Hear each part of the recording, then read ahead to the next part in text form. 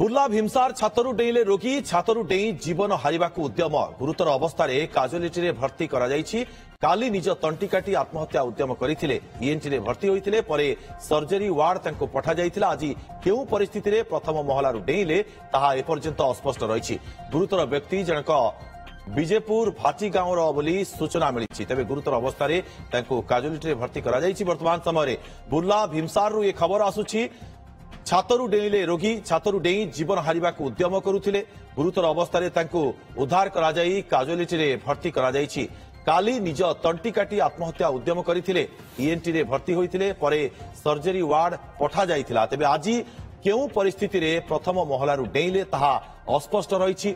गुरुतर व्यक्ति को विजेपुर भाटी गांवर बोली सूचना मिली।